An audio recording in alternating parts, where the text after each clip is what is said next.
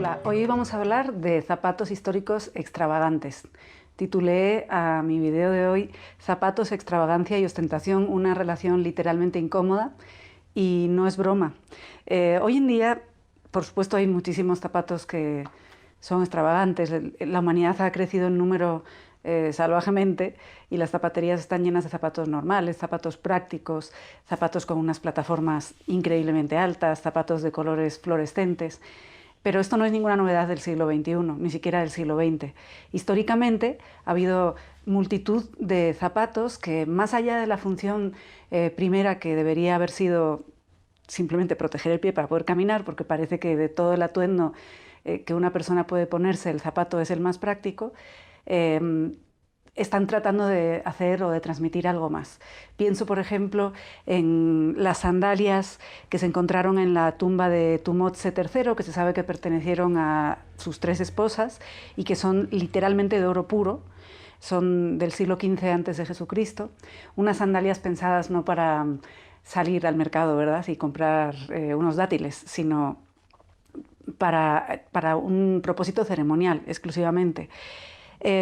O, por ejemplo, los zapatos con la suela pegada europeos del siglo XVII, que empezaron como una estratagema para librarse del barro y del lodo y de toda la mugre que había en las calles de la Europa de entonces, pero que terminaron, como este que pueden ustedes observar ahora, siendo auténticos artilugios extraños con los que apenas se podía caminar, porque llevan la suela pegada a una especie de plataforma delgadita pero totalmente rígida que impide mover el puente del pie. La historia está llena de ejemplos de estos. Hay tacones imposibles, por ejemplo, durante todo el siglo XIX. Buscando en las colecciones de museos pueden ustedes encontrar, en cuanto a esta cuestión de la extravagancia en los zapatos, botas como las diseñadas con Maniatis Boutier en París entre 1900 y 1920, que no tienen nada de los locos 20. Son unas botas altísimas, llegan hasta la parte superior de los muslos, se sujetan, se atan con unos botones diminutos. ¿Cuántos botones tendrán estas botas? Como 100, a lo mejor menos, a lo mejor tienen 40 o 50. Y no tienen nada que ver con lo que estaba de moda entonces. Al contrario, los historiadores no encuentran una explicación más allá de un fetichismo un tanto inusual en estas botas, y si tienen que buscar una influencia, la encuentran mucho tiempo antes, en la segunda mitad del siglo XIX. Es decir, la historia está llena de zapatos raros que trascienden su aspecto pragmático, el aspecto útil. Voy a hablarles en particular, ya profundizando mucho más, de 3 zapatos específicos. Unos zapatos medievales, europeos, otros zapatos renacentistas, también europeos, y finalmente unos zapatos asiáticos que probablemente les suenen, seguramente los conozcan. Los primeros zapatos de los que vamos a hablar hoy son las polainas o cracovianas. Las polainas son estos zapatos puntiagudos que ven en la imagen. Se cree que fueron inventados por primera vez en Cracovia, en Polonia, de ahí su nombre, el nombre que heredan, que han venido arrastrando desde la Edad Media, no es una invención posterior, aunque se sabe que desde 1200 las élites europeas estaban jugueteando con esta idea del zapato puntiagudo. Son zapatos hechos generalmente de piel, aunque se sabe que algunos se fabricaron en telas bordadas, en terciopelo y en seda, a veces pintados a mano con diseños súper intrincados, pero los únicos que se conservan son los de piel. Hay una explicación sencilla para esto. Los textiles se conservan difícilmente a lo largo del tiempo. La tela es uno de los materiales hechos por la humanidad que son más degradados por el medio ambiente, como el sol, la humedad, el calor, por ejemplo. Sin embargo, la piel es algo más resistente y, sobre todo, si por un accidente la polaina, en este caso, termina sumergida en el lecho de un río, bajo una buena capa de lodo, y allí aguarda, o duerme más bien, el sueño de los justos, esperando que la descubran. No es raro, entonces, que la mayor colección de polainas hoy en día la tenga el Museo de Londres, que está al lado del Támesis, un río que es conocido por haber resguardado muchísimas prendas históricas, tanto zapatos como prendas de vestir. Las polainas son ciertamente unos zapatos muy extravagantes. Su forma puntiaguda se mantenía gracias al uso de rellenos muy extraños, como por ejemplo pelo, un poco de algodón o rellenos así, que servían para que no se curvara y para que mantuvieran su forma. En principio, su uso estuvo restringido a las élites. Ahora les voy a explicar por qué. Aunque con el tiempo, personas de la burguesía también comenzaron a utilizarlos. ¿Por qué se utilizan estos zapatos tan extraños que claramente te impiden caminar con comodidad? Por una cuestión que van a tener en común los 3 zapatos de los que les estoy hablando hoy. O más bien una doble cuestión. Por un lado, la ostentación, y por otro lado el acabar desembocando el uso de estos zapatos en la promulgación de pragmáticas o leyes suntuarias. Recuerdan que en los vídeos anteriores ya les hablé de esto. Bueno, pues hoy tenemos 3 ejemplos muy claros al respecto. Las polainas se consideraban muy sexys porque se empezaron a usar en la misma época en la que los hombres comenzaban a utilizar túnicas cada vez más cortas, con lo cual sus piernas quedaban a la vista. Lo que no querían los hombres es que los zapatos taparan ni 1 centímetro de más de las piernas, porque se sentían particularmente atractivos. Como las polainas son muy bajitas en cuanto al tobillo, esto ayudaba. Además, bueno, hay una cuestión claramente fálica en la longitud de las polainas sobre la que no me tengo que extender porque una foto dice más que 1000 palabras. Con el tiempo, como les decía, cada vez más clases sociales trataron de utilizar este tipo de calzado, al punto de que muy pronto comenzaron a aparecer estas leyes suntuarias de las que les hablo.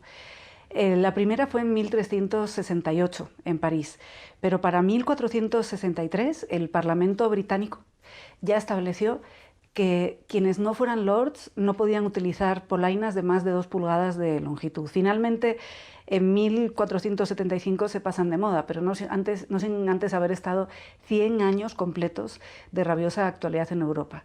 Las polainas eran ostentosas porque es imposible realizar cualquier trabajo físicamente exigente con esta cosa puesta.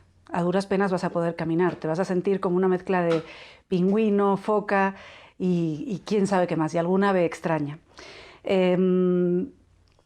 Pasó el tiempo, las polainas pasaron de moda, entramos en el Renacimiento, los hombres comenzaron a utilizar otro tipo de zapato del que no les voy a hablar hoy aquí, y las mujeres empezaron a utilizar un zapato que hoy en día, por un lado nos parece muy extraño, pero por otro lado podemos relacionar sin ningún problema con los zapatos de plataforma que tan de moda están en algunos sectores de la población.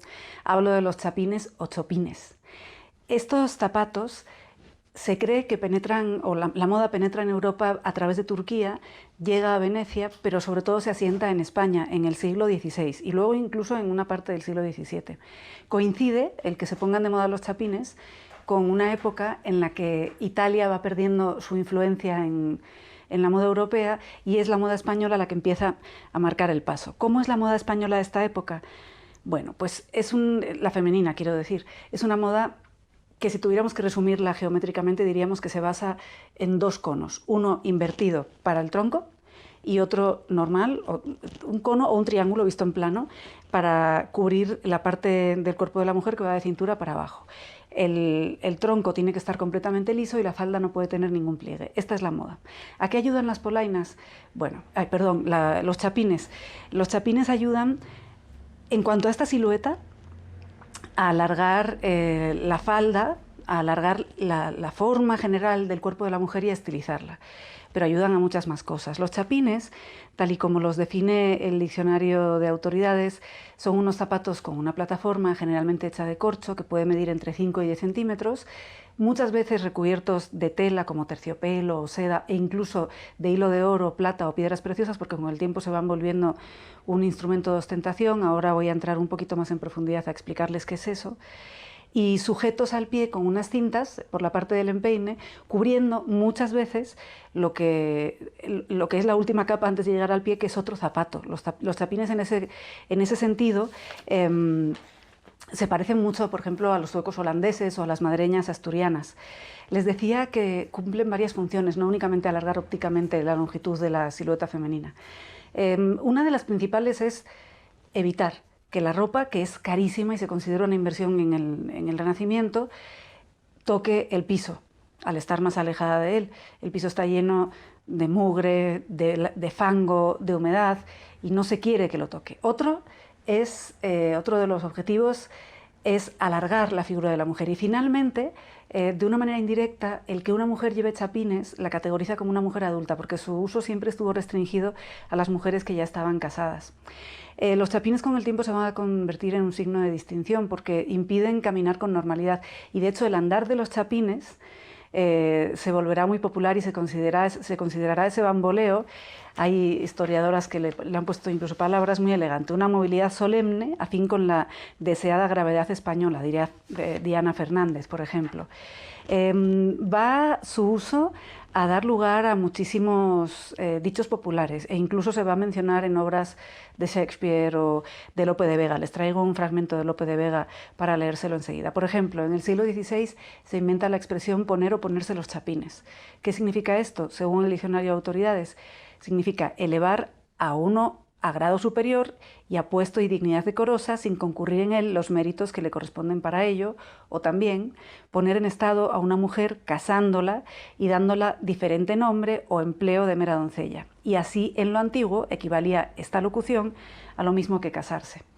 Los chapines comienzan siendo moderadamente altos, unos 10 centímetros, pero con el tiempo, a medida que la moda se extiende, particularmente en Venecia, y a medida que empiezan a utilizarlos no solo las mujeres de las clases altas, como las aristócratas o las de la alta burguesía, sino también las prostitutas italianas, la altura empieza a crecer hasta que llega, y ustedes lo están viendo en algunas de las imágenes que les traigo hoy, a la increíble longitud de 50 centímetros. Estamos aquí hablando ya de unos zancos. ¿Por qué esto es ostentoso? Voy a detenerme un momento en esta cuestión de la ostentación.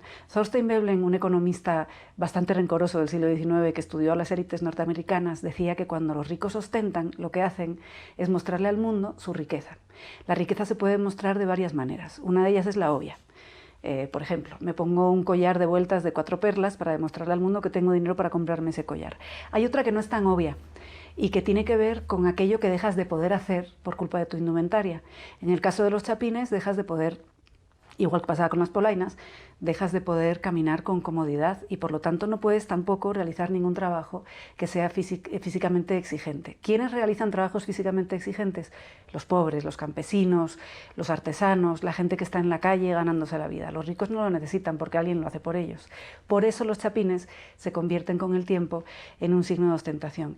Y al igual que las polainas y al igual que el tercer zapato del que les hablaré enseguida, terminan siendo objeto de pragmáticas, de leyes suntuarias. Pero en este caso, curiosamente, a pesar de que eran criticados por ser costosos y superfluos, la pragmática va a establecer que sean calzado obligado para las damas de la corte española en los siglos XVI y XVII. Es decir, no restringen su uso, sino que obligan a que se usen. Finalmente, la historia, la fama de los chapines va a decaer definitivamente en el siglo XVIII, que es el siglo del rococó, en el que los zapatos de mujer se vuelven mucho más decorativos en un sentido más sutil, heredan el tacón que habían empezado a utilizar los hombres en el siglo XVII y son bastante más pequeños. Mientras tanto, habrán tenido tiempo escritores como Lope de Vega de dejar correr ríos de tinta acerca de una moda que a ellos se les hacía un poco ridícula. Dirá Lope de Vega en El perro del hortelano, que es una comedia de 1618. No la imagines vestida con tan linda proporción de cintura en el balcón de unos chapines subida. Toda es vana arquitectura, porque dijo un sabio un día que a los sastres se debía la mitad de su hermosura. Aquí lo que hace Lope de Vega es criticar la vanidad de las mujeres y, de paso, la altura que ganan con los chapines. Finalmente, les voy a hablar de unos zapatos que son quizás los más extravagantes de los tres que les traigo hoy, porque implican, además del uso de dichos zapatos, cambios físicos extremadamente dolorosos en la mujer que los usa. Hablo de los zapatos de loto chinos, o zapatos chinos para pies vendados, que también se llaman así. Los zapatos chinos para pies vendados tienen su origen en el siglo X de nuestra era, en una dinastía de la corte china que se llamó Song. Dice, bueno, no lo calificaría exactamente como leyenda urbana, pero una de las explicaciones que se dan para la existencia de estos zapatos es que las bailarinas de la élite real de esta dinastía recibieron la sugerencia de que quizás se verían más bonitas bailando con los pies más pequeños y más en punta. Y a partir de ahí, el uso de estos zapatos que se crean en este siglo X se va extendiendo primero a las élites y luego a la burguesía. Los zapatos de loto van a terminar siendo usados durante prácticamente todo el segundo milenio, porque su uso deja de ser generalizado ya a finales del siglo XIX, por todas las mujeres de la élite, por algunas de las mujeres de la burguesía y por la hija mayor de las familias campesinas. ¿Por qué? Porque el nivel de ostentación que implican estos zapatos influye definitivamente en los ingresos económicos de cada familia. Me explico. Los zapatos de loto chinos implican un proceso de vendaje que modifica dolorosa y definitivamente la estructura del pie de la mujer que los usa, y además le imposibilita a esta mujer el realizar actividades diarias tan sencillas como caminar.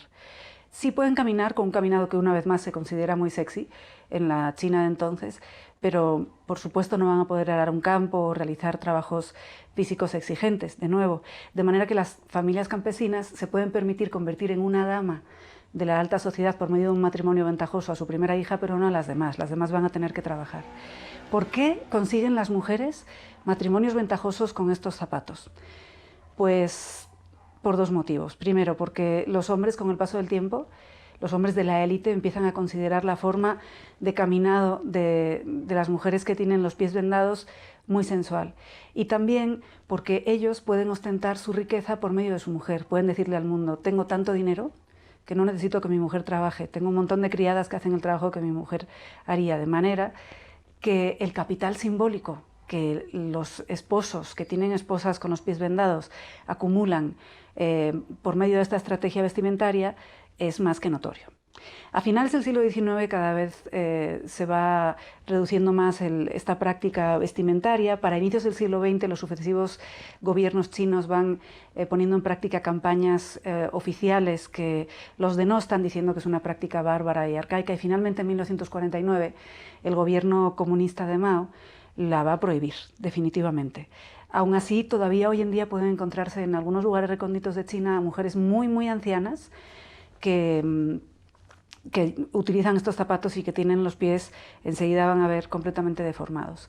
A lo largo de la historia hubo una interesante excepción en esta cuestión de los zapatos para pies vendados o zapatos chinos de loto. Se trata de las mujeres manchúes, quienes en el siglo XVII obtuvieron una dispensa por medio de un edicto del emperador que les permitía fingir que utilizaban los zapatos de loto chinos, pero sin usarlos. Para eso inventaron otro tipo de zapatos, los zapatos de cesta de flores, que les cubrían el pie poniéndoselo como en punta, de manera que el caminado era muy similar por lo sinuoso al de los zapatos para pies vendados, sin la necesidad de machacarse los pies como hacían las demás. Entonces ahora ya vamos a entrar en la parte más truculenta de esta historia que les traigo hoy, que es la del proceso de vendar los pies y por lo tanto prepararlos para poder utilizar estos zapatitos que en casos muy extremos llegaban a medir solamente 7 centímetros de longitud. 7 centímetros es más o menos esto, para que se hagan una idea, comparándolo con el ancho de mi cara.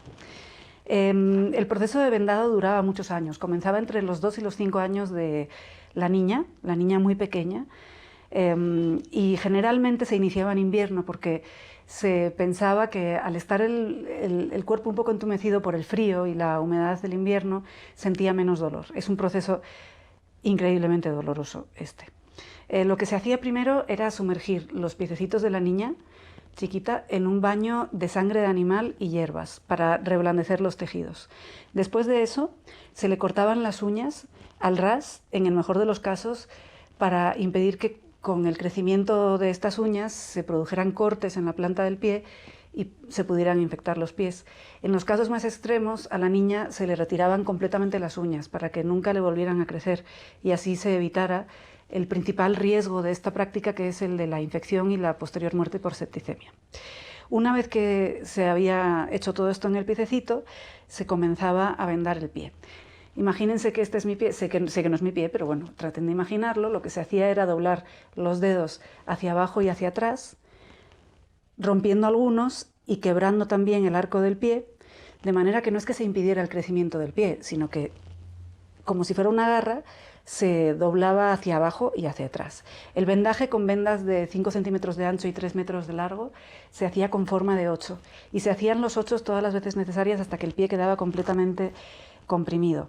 Se dejaban pasar unos días, se desvendaba el pie, se volvía a lavar con sangre de animal y hierbas, se cortaban muy bien las uñas de nuevo, se curaban las posibles infecciones que hubieran surgido y se volvían a vendar. Esto se hacía 2 o 3 veces por semana durante años, hasta que finalmente los pies quedaban como los están viendo en las imágenes que les traigo hoy, total y absolutamente deformados. Insisto, no se impedía el crecimiento, únicamente se dirigía el crecimiento de otra manera.